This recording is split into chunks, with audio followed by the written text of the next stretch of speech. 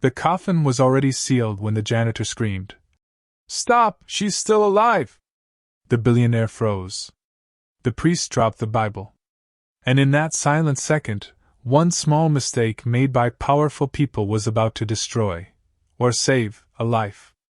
The funeral hall was wrapped in expensive grief. Crystal chandeliers reflected soft, golden light onto rows of black suits and designer dresses. Every face carried the same expression, polite sorrow, controlled, rehearsed. This was not just a funeral, it was a spectacle. The death of Evelyn Blackwood, wife of billionaire industrialist Richard Blackwood, was headline news. They said she had died peacefully in her sleep. A weak heart. Sudden. Unavoidable. But Jonah Miller, the janitor, didn't believe it. Jonah had been cleaning hospitals, schools, and funeral halls for 22 years. He had wiped blood, tears, vomit, and grief off floors most people never noticed. He knew the smell of death. He knew the silence it left behind. And as he pushed his mop past Evelyn's coffin, something felt wrong.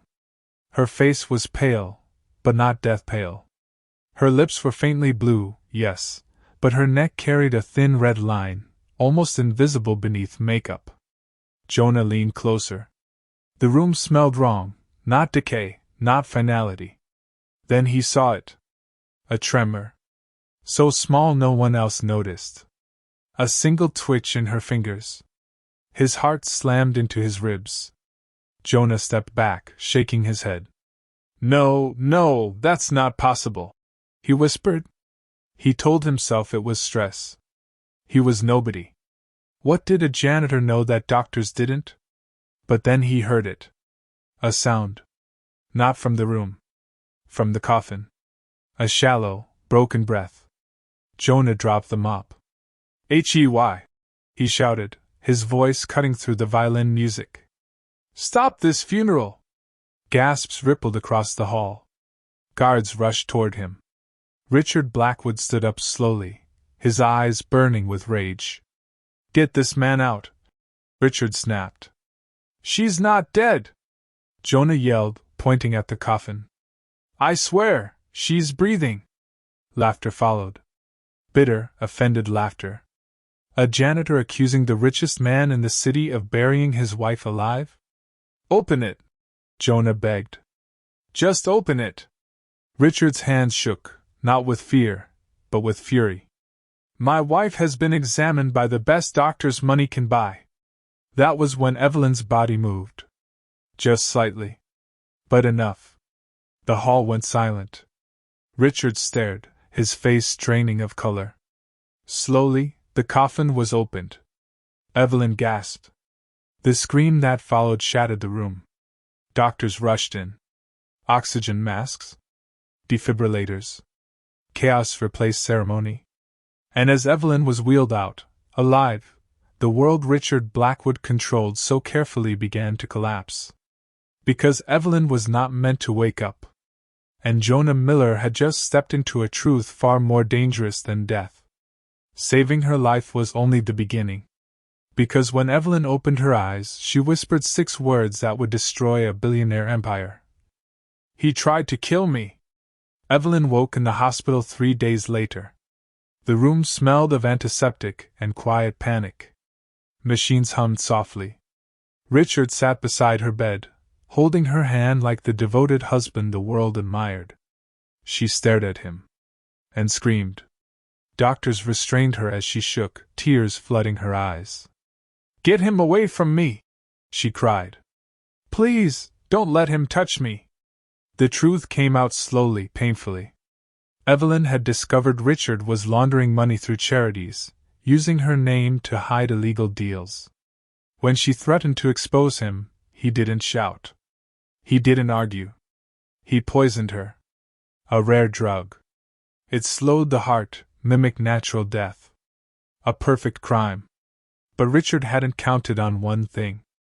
A janitor who paid attention. Jonah was questioned by police, reporters, lawyers. Overnight, he went from invisible to unavoidable. He tried to return to cleaning floors, but the world wouldn't let him. Richard Blackwood was arrested. His empire crumbled. Stocks fell. Friends vanished. During the trial, Jonah sat quietly in the back. He didn't want fame. He didn't want money. But Evelyn asked to see him. She held his hands, tears running down her face. "Everyone around me was powerful," she said softly. "But the man who saved me was the one nobody saw." Jonah shook his head. "I just listened," he said. "I just looked." Months later, Evelyn rebuilt her life, not as a billionaire's wife, but as her own person. She funded hospitals, workers' rights programs, and quietly paid for Jonah's daughter's education. Jonah returned to work. Still cleaning. Still unnoticed. But now, when he walked past mirrors, he stood a little straighter. Because he knew something the world often forgets. Heroism doesn't wear suits. It doesn't own companies. It doesn't stand at the front of the room. Sometimes it holds a mop. Sometimes it speaks when everyone else stays silent. And sometimes it saves a life simply by refusing to look away. The trial ended, but the consequences did not. When Richard Blackwood was sentenced, cameras flashed, reporters shouted, and headlines celebrated justice. Yet Jonah Miller watched it all from his small apartment television, sitting on a broken chair, holding a cup of cold tea. He didn't cheer. He didn't smile. Something heavy still rested in his chest. Because saving Evelyn's life had changed the world around him, but it had not healed him. Jonah had always lived quietly. He had learned early that being unnoticed was safer. His wife had died years ago from an illness no one cared enough to diagnose in time. His daughter grew up watching him scrub floors while others walked past like he was air.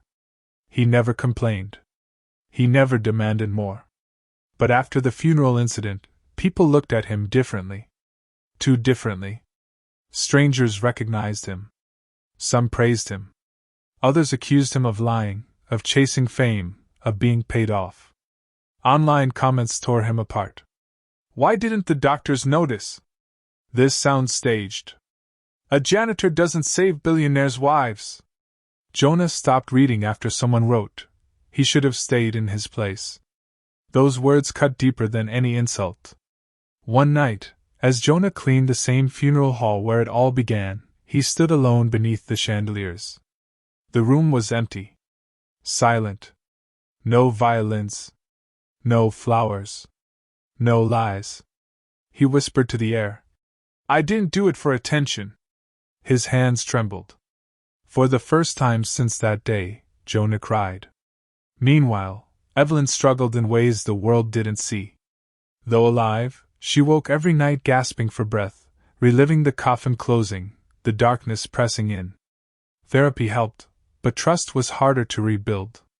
The man she loved had planned her burial like a business transaction. One afternoon, she visited the funeral hall. The manager tried to stop her, but she insisted. She walked to the exact spot where Jonah had dropped his mop. Her knees weakened. She knelt, pressing her palm to the cold marble floor. "I was already gone," she whispered. "And you pulled me back." That same week, Evelyn announced something unexpected. She refused to inherit Richard's remaining wealth.